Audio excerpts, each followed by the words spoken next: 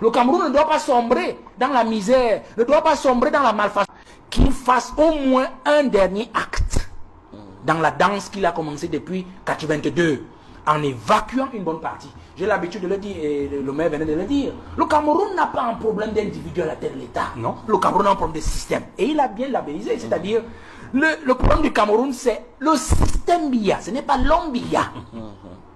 Parce que Biya est dans chaque élément, chaque maillon du système de cette république. Okay. Donc, quand vous dites que vous enlevez Paul Biya, vous coupez la tête de Paul Biya, vous l'enlevez, vous mettez vous mettez n'importe qui après. Vous n'avez rien changé. Absolument. Parce que les mêmes gens sont là, le même système est là. Il va plutôt corrompre le seul individu qui aura remplacé Paul Biya et on aura continué à faire comme d'habitude.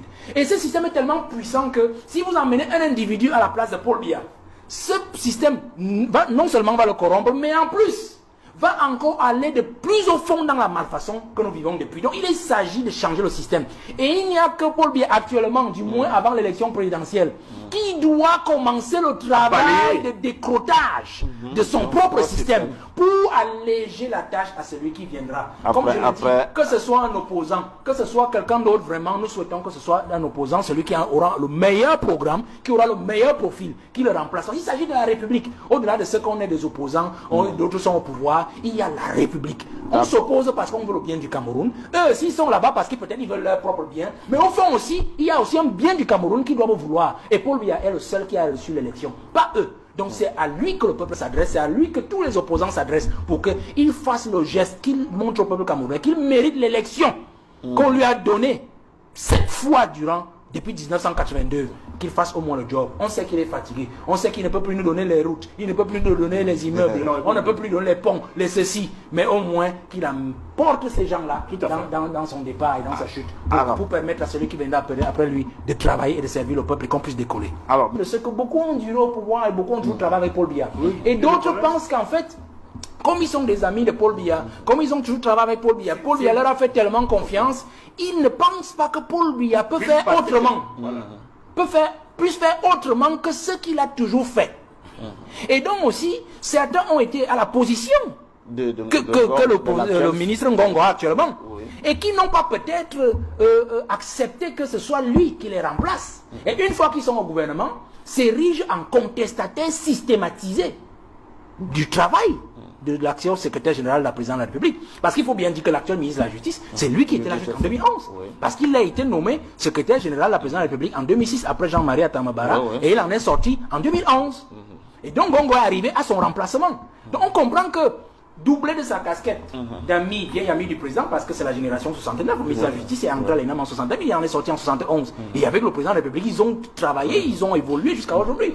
Donc, il n'a pas compris en fait qu'il ne veut pas intégrer que quelqu'un d'autre est assis à la place qu'il a occupée hier et qu'il peut en recevoir des instructions. Parce que lui aussi, que ce soit lui, le ministre de la Justice actuel, lorsqu'il était SGPR, que ce soit son prédécesseur, que ce soit Marafa, que ce soit tous les autres, ils ont bénéficié de la même délégation de signature et ils ont donné les mêmes hautes instructions et les mêmes ordres du chef de l'État. Ils les ont fait répercuter au ministre. On peut citer des cas et des cas dans cette République. Donc, dans la hiérarchie, du moins dans le travail administratif de tout ce temps-là. Donc, moi je dis qu'on est dans un imbroglio. Parce que vous allez donc comprendre une affaire aujourd'hui quand on parle de Sundance et Cam Iron.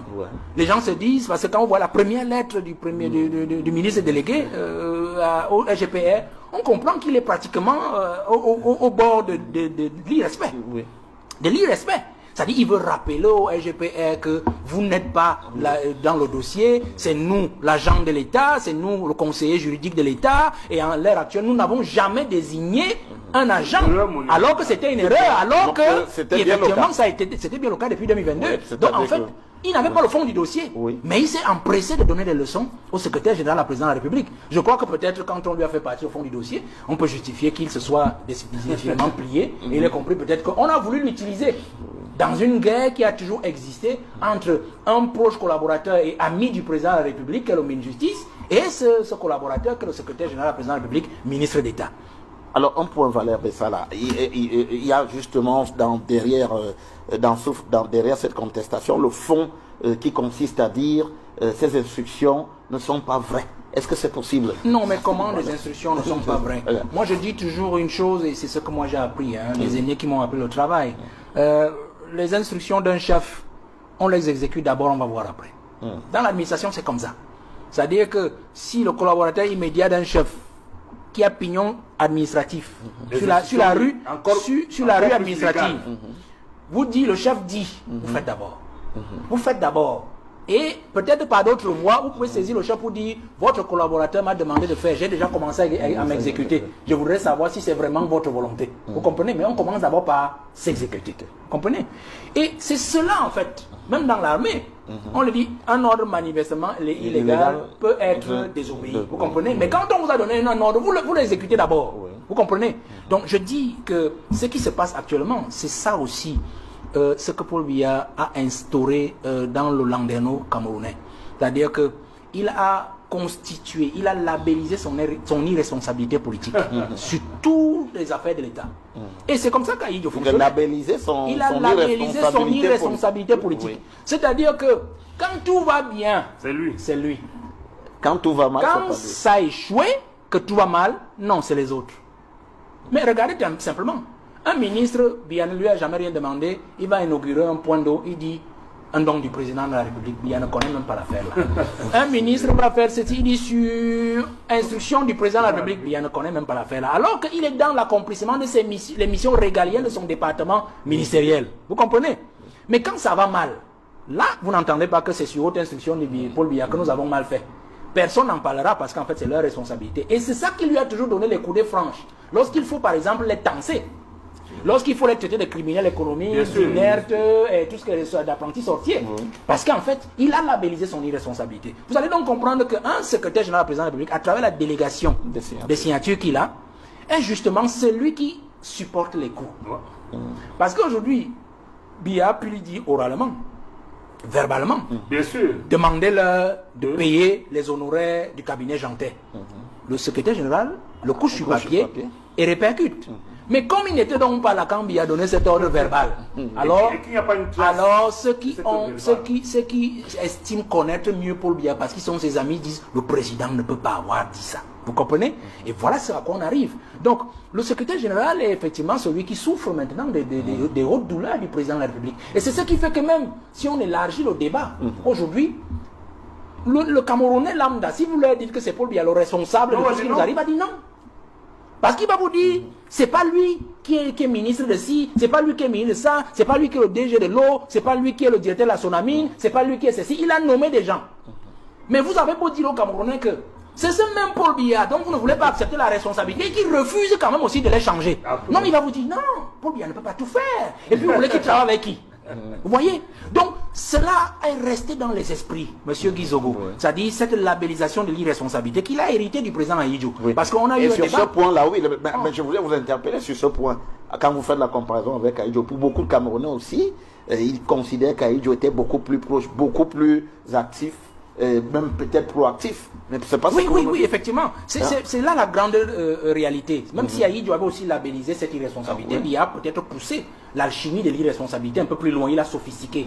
Mais il y a qu'au fond, Aïdjo avait d'autres méthodes pour être plus proche. Ngimba Libou, je crois quelque chose comme ça, qui était DG de quelque chose, avait construit une grande maison au niveau de Montfévé là-bas en haut. Il faisait son chantier tranquillement. Et un matin, Aïdjo est arrivé avec le capitaine justement, qui était celui dans le coup d'état du 6 avril. Le capitaine Adamou Salatou, voilà, il est arrivé, il a dit bon voilà, un matin en boubou blanc, il a dit je suis arrivé dans votre chantier, mais on m'a dit que voilà, mais terminez la construction.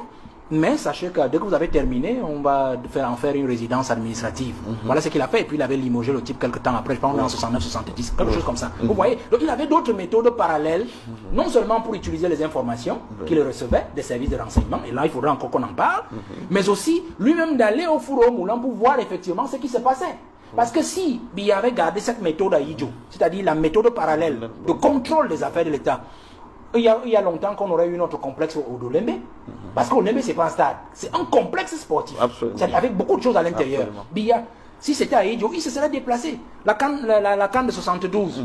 Biya lui-même, du moins Aïdjo lui-même, avait pris ses responsabilités. Ils ont fait la prison pour certains. D'autres ont été exécutés. D'autres ont été exécutés. Rappelons que les stades n'avaient pas été achevés. Et donc, des gens avaient dû être censurés. Sur le projet Sonara, quand quand le président Ahidjo décide de créer la Sonara en 74, parce qu'en fait le texte date de 74, l'initiative date de 74, même si la réalisation date de 79, il était question que la Sonara, notre Sonara, raffine le pétrole.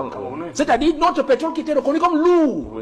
Parce qu'en fait, avant de construire la Sonara, comme on est en train de parler de Sundance, des études d'exploration ont été faites pour dire que notre pétrole est un pétrole lourd. Et donc la technologie a été aussi identifiée pour la raffinerie, pour le raffinage de notre pétrole lourd sur place. Mais les Français à travers, c'était encore Total, c'était pas encore Total, c'était Elf.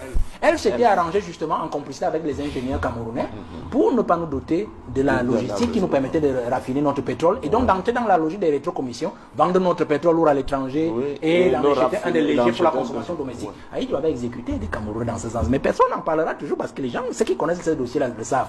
Ahidjo a vérifié l'affaire et il en a exécuté. D'autres ont réussi à sortir et s'en aller jusqu'aujourd'hui. Je pense qu'il y en a d'autres qui sont même morts à l'extérieur. Donc Ahidjo avait cette méthode-là. Si Biya avait donc utilisé cette méthode, il y a longtemps que le stade d'Olembe n'aurait jamais été un stade, mais plutôt un complexe sportif, comme cela a été écrit sur le papier. Si Biya avait eu la méthode Ahidjo, il y a longtemps que le port en eau profonde de Kribi aurait été un complexe industrialo-portuaire. Plutôt qu'un simple malheureux port que nous avons aujourd'hui et qu'on est en train de colmater au fur et à mesure. Si Biya avait eu la méthode Ahidjo, il y a longtemps que la CDE aurait été dénichée depuis. Elle n'aurait même pas eu pignon sur rue au Cameroun, c'est-à-dire on a vendu. Vous avez imaginé un crime pareil? C'est-à-dire que où l'État décide de garder la logistique de construction des réseaux d'eau et de donner l'usufruit de l'eau à une compagnie étrangère, c'est-à-dire un commerçant, de vendre l'eau pendant que l'huile souffre. Vous comprenez ça? Si il y avait eu la méthode Ahidjo, il y a longtemps que la Sonel serait restée Sonel. On n'aurait jamais donné nos affaires en affermage, comme il dit là, à AES, à Eneo et tout ça, qui viennent vendre l'électricité pendant que l'État supporte le coût des infrastructures d'électricité. Si il y avait eu la méthode Ahidjo, il y a longtemps que tous les barrages auraient été livrés. Mekin aurait été livré, Lompanga aurait été livré, Mbele aurait été livré. Tout aurait, d'autres même n'auraient même pas commencé parce que les études auraient été concluantes et Biya aurait su qu'en fait ces choses-là ne peuvent pas prospérer. Mais comme il a décidé donc de rester toujours au paradis et au ciel et de laisser le peuple en enfer avec les diables que lui-même il nomme tous les jours, on se retrouve donc dans cette situation-là où les diables ont décidé de faire hara sur le peuple et de pouvoir donner des volontés qui parfois ne sont même pas celles du président pour implémenter certaines choses qui leur profitent. Donc quand on revient sur le dossier comme Iron et Sundance, on comprend qu'on est dans cette filouterie-là. Rentrez au minute. Je l'ai dit tout à l'heure, vous allez vous rendre compte qu'il y a des choses, prenez même le projet Grand Zambie. Il a parlé du projet de Grand Zambie dans le... non, c'est dans l'océan. C'est dans l'océan. Grand Zambie dans l'océan. Dans l'océan. Alors, il a parlé de ce projet et du coup les gars ont déjà mis une entreprise dessus. On commence à entendre des choses sur lesquelles on dit l'entreprise n'a même pas de surface pour faire cette affaire-là parce qu'ils sont encore derrière cette affaire. C'est-à-dire ils créent des entreprises, ils prennent des permis d'exploration, ils les mettent en sous-location et c'est ces entreprises qui les lèvent. Je vous prends encore un cas, restons même dans notre ville, allez ici au lac. Ici au lac central, le projet de construction, l'hôtel, le complexe, c'est ici là au lac central. Est-ce qu'il fonctionne encore aujourd'hui? Mais on avait vendu une affaire où l'État devait dépenser des centaines de milliards. Ils sont allés chercher une entreprise. Aujourd'hui, on vous pose la question, quelle est même cette entreprise? On se rend compte que c'est une entreprise fictive, en fait, qui n'a même aucune surface. C'est encore eux qui sont derrière et qui ont créé la première pierre a été faite par le Premier ministre. Est-ce que vous savez que cette entreprise devait livrer ce travail depuis 2024? C'est-à-dire qu'on aurait déjà eu ce complexe depuis 2024 là. Mais rien aujourd'hui. Vous voyez ce qui s'est passé? C'est ça le véritable problème. Alors, il y a même eu un débat, M. Guizoro, sur l'affaire Wandier. Parce que j'aime toujours le rappeler sur l'affaire Wandier. Ahidjo avait toujours cette méthode, c'est-à-dire de labelliser son irresponsabilité. Alors, on dit Ahidjo, c'est lui qui a exécuté Wandier. Non! Ahidjo ne l'a pas fait tout seul, il l'a fait avec Paul Biya. Parce que ce que vous reprochez au SGPR actuel, secrétaire ministre d'État, secrétaire général président de la République, c'est qui était ministre d'État? Il n'était pas ministre d'État, mais il était secrétaire général président de la République. C'était bel et bien Paul Biya. Est-ce qu'il avait le pouvoir d'intervenir? Non, justement, il avait la même délégation de signature dont bénéficie l'actuel secrétaire général président de la République. Donc, et il avait même comme adjoint Ebois Samuel. Qui était un homme du Mungo. Donc, quand vous avez donc des faits comme cela, vous ne pouvez pas poser la responsabilité entièrement sur Ahidjo. Puisque Ahidjo lui-même avait ces gens-là sur lui et donc l'actuel président de la République était secrétaire de la présidence. On n'a pas ouvert le... On comprend donc que dans l'exécution de Wandié, Ahidjo n'a pas pris le téléphone et a appelé le juge pour dire voilà le sens de la décision. On comprend bien qu'on est passé par le secrétaire général de la présidence de la République qui a répercuté les instructions au ministre de la Justice, qui lui-même a parlé au juge et on est arrivé à ces résultats. La même chose avec Ndormo, puisque Ndormo et Wandié étaient dans la même affaire. Vous comprenez? Et donc j'ai pris cet exemple pour que vous compreniez que le secrétaire général est justement dans son rôle. Et on peut dire tout ce qu'on veut de la délégation de signature, même si ça rend un peu le roi feignant, mais il y a le fond. C'est que, en l'état actuel, le président est fatigué. Et le secrétaire général du président de la République, à travers ces délégations de signature, a encore suffisamment d'énergie pour au moins courir derrière les ministres qui sont dans la malfaçon, qui sont dans la trahison, qui sont dans la haute trahison, qui sont même dans l'intelligence avec l'ennemi. C'est-à-dire parce que ce n'est pas parce que ça ne porte pas sur le domaine sécuritaire que vous allez penser qu'on n'est pas... On est dans une affaire d'intelligence avec l'ennemi. C'est-à-dire qu'une entreprise est fautive sur toute la ligne, n'a pas produit le document, n'a pas produit les résultats escomptés dans le travail d'exploration, de recherche du fait de Mbalam. On lui a quand même donné un permis d'exploitation, on ne sait trop comment, et on lui a donné une garantie souveraine en milliards que l'entreprise a exploité au niveau de la bourse, a fait tourner, a eu des bénéfices, et des individus empêchent l'État d'aller en justice, donc au procès arbitral, pour aller négocier sur les 94 milliards. Ça, c'est une intelligence avec l'ennemi, vous comprenez? Donc, on va poser ce problème. Mais il y a aussi le fond. C'est que Paul Biya est quand même aussi décevant sur ce point. C'est-à-dire que les services de renseignement font leur travail dans ce pays. Mais on ne comprend pas pourquoi le travail des services de renseignement n'est pas toujours suivi, n'est pas toujours répercuté auprès du président de la République. Là, on va peut-être aussi poser le problème de la délégation de signature, M. Zogo. C'est-à-dire qu'on sait que le secrétaire général du président de la République, c'est lui, par exemple, qui gère la DGSN. Hein? La DGRE, par exemple. Et la DGRE. Non, on va dire une partie. Une partie à DGRE. Parce qu'on sait que la DGRE a d'autres moyens pour atteindre le président.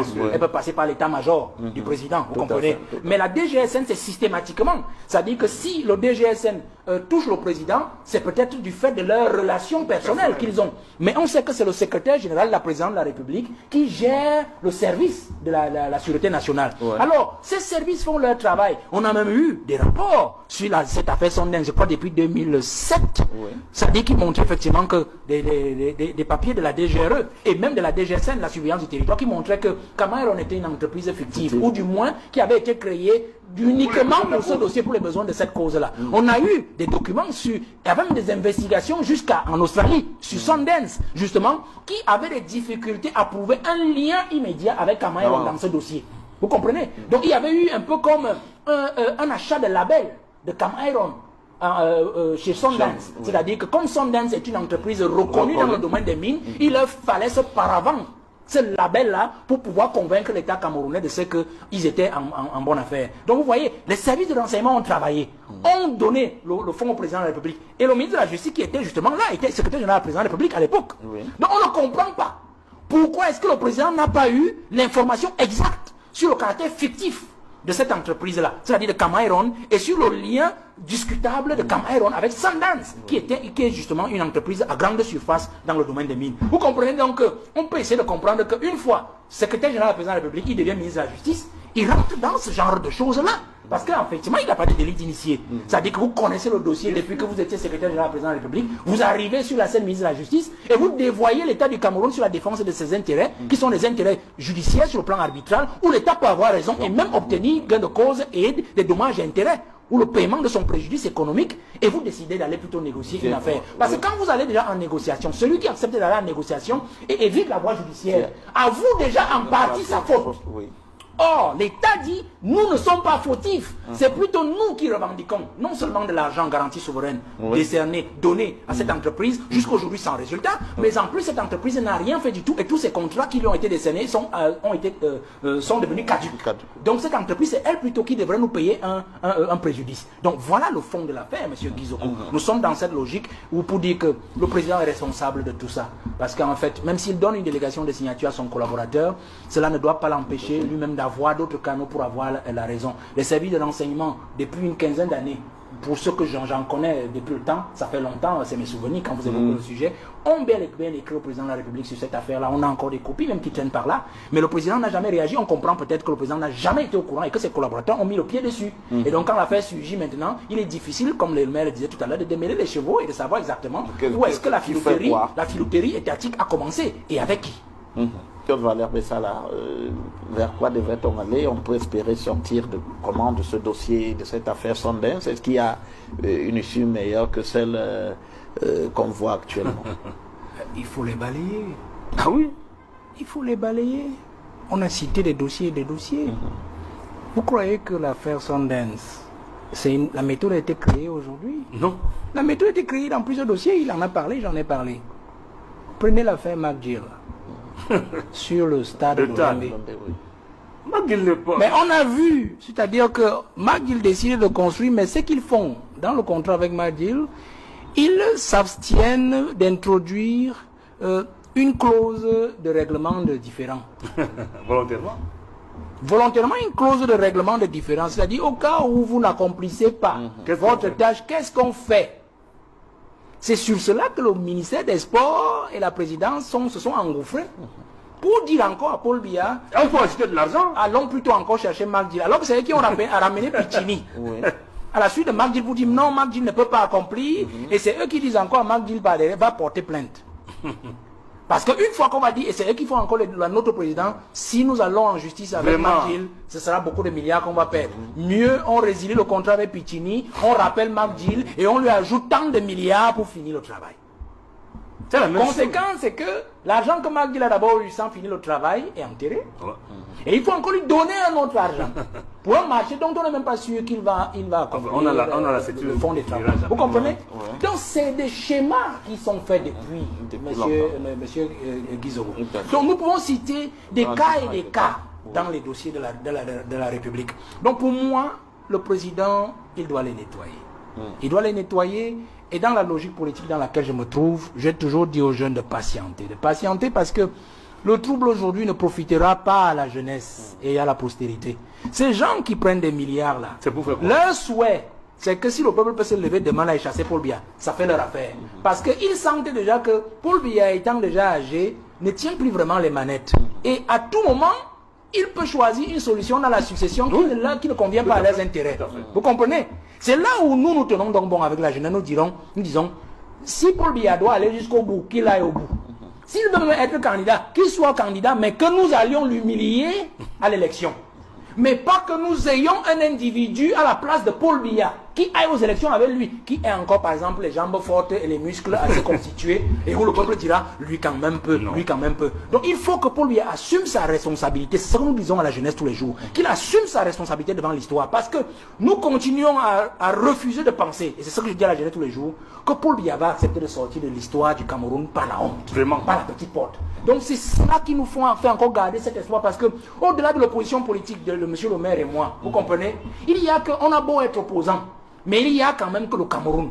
C'est-à-dire que ce n'est pas parce que nous voulons le pouvoir qu'on va souhaiter que Paul Biya échoue, que Paul Biya garde le Cameroun comme il veut, parce que ça va montrer que les opposants avaient raison. Non, le Cameroun ne doit pas sombrer dans la misère, ne doit pas sombrer dans la malfaçon, parce qu'il faut que les opposants aient raison de ce que Paul Biya était le plus mauvais. Vous comprenez? Absolument. Donc nous devons garder au moins une chose, c'est que Paul Biya étant au pouvoir, qu'il fasse au moins un dernier acte dans la danse qu'il a commencé depuis 1982, en évacuant une bonne partie. J'ai l'habitude de le dire, et le maire venait de le dire. Le Cameroun n'a pas un problème d'individu à la tête de l'État. Non. Le Cameroun a un problème de système. Et il a bien labellisé, c'est-à-dire, le problème du Cameroun, c'est le système Biya, ce n'est pas l'homme Biya. Parce que Biya est dans chaque élément, chaque maillon du système de cette république. Okay. Donc, quand vous dites que vous enlevez Paul Biya, vous coupez la tête de Paul Biya, vous l'enlevez, vous mettez vous mettez n'importe qui après. Vous n'avez rien changé. Absolument. Parce que les mêmes gens sont là, le même système est là. Il va plutôt corrompre le seul individu qui aura remplacé Paul Biya et on aura continué à faire comme d'habitude. Et ce système est tellement puissant que si vous emmenez un individu à la place de Paul Biya, ce système non seulement va le corrompre, mais en plus va encore aller de plus au fond dans la malfaçon que nous vivons depuis. Donc il s'agit de changer le système. Et il n'y a que Paul Biya actuellement, du moins avant l'élection présidentielle, qui doit commencer le travail de décrotage de son propre système pour alléger la tâche à celui qui viendra. Comme je le dis, que ce soit un opposant, que ce soit quelqu'un d'autre, vraiment, nous souhaitons que ce soit un opposant, celui qui aura le meilleur programme, qui aura le meilleur profil, qui le remplace. Il s'agit de la République. Au-delà de ce qu'on est des opposants, d'autres sont au pouvoir, il y a la République. On s'oppose parce qu'on veut le bien du Cameroun. Eux aussi, ils sont là-bas parce qu'ils peut-être ils veulent leur propre bien. Mais au fond aussi, il y a aussi un bien du Cameroun qu'ils doivent vouloir. Et Paul Biya est le seul qui a reçu l'élection, pas eux. Donc c'est à lui que le peuple s'adresse, c'est à lui que tous les opposants s'adressent pour qu'il fasse le geste, qu'il montre au peuple camerounais qu'il mérite l'élection qu'on lui a donnée 7 fois depuis 1982, qu'il fasse au moins le job. On sait qu'il est fatigué, on sait qu'il ne peut plus nous donner les routes, il ne peut plus nous donner les immeubles, on ne peut plus donner les ponts, les ceci, mais au moins qu'il emporte ces gens-là dans son départ et dans sa chute, pour permettre à celui qui viendra après lui de travailler et de servir le peuple et qu'on puisse décoller. Alors,